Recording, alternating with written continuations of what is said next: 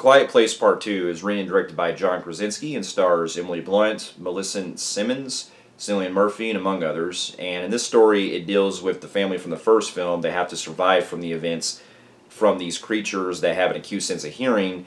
And it, not to go into too much detail, but it essentially plays as both a prequel and a sequel to the events of the first film, where we get to see more of the build-up that took place in the backstory that took place in the first film, and also opening more world building that was set up that they expand upon. Now here's some backstory.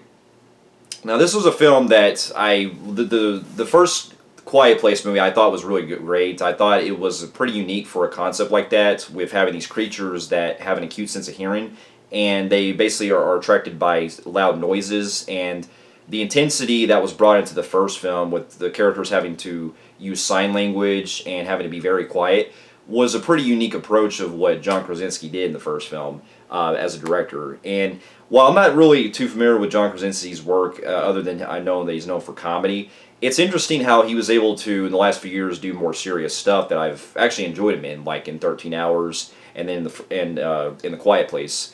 And so it's really, for him directing also, really put a lot of emphasis, because in the first movie I thought not only was it very intenseful, but it had a very, like, a creepy approach with the way that these creatures worked and everything. And I liked the way that he was able to accomplish that for one of his like earliest films.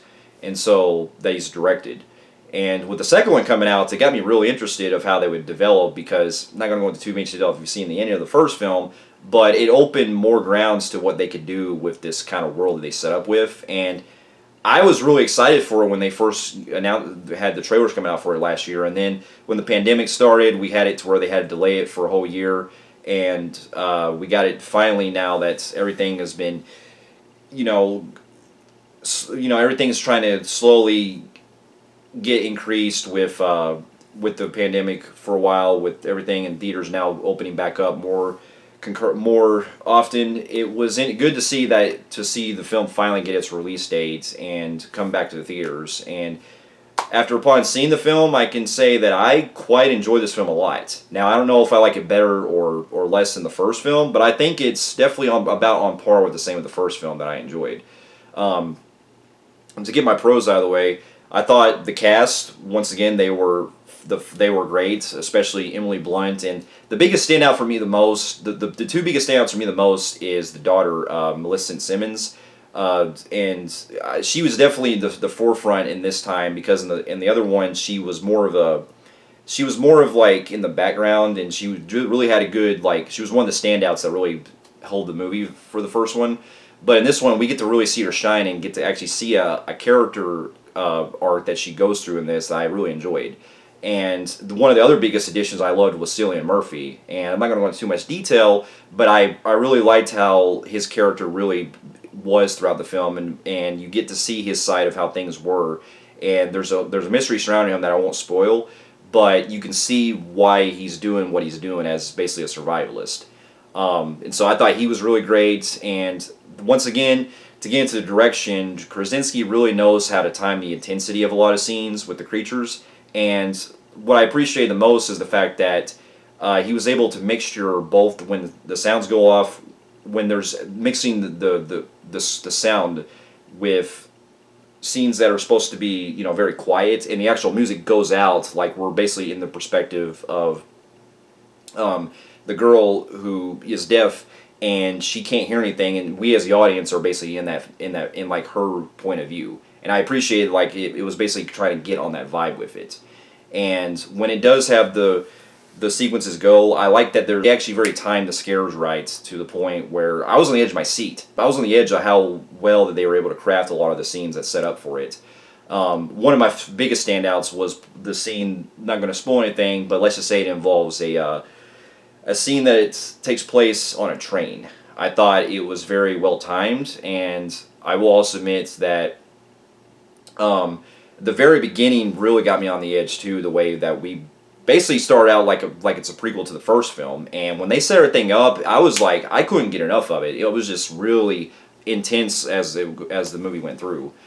And to get my other pros out of the way, I also got to really enjoy a lot of the way the story builds more with the characters and how we're seeing more of the world this time, and it's able to see more of the stuff that takes place outside of the first film, where they're going more outside, they're exploring more of the world, and there's a very good part, there's a really interesting place they end up going that makes you really open. That opens even more doors of what they could probably do if they were to do a third film.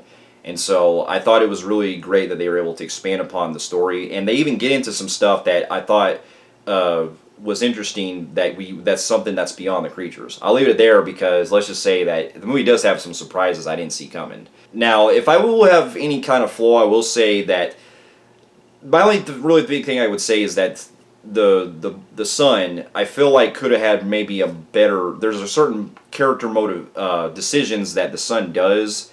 That the son does that I felt like it probably could have been avoided had he not really went with this decision in the film.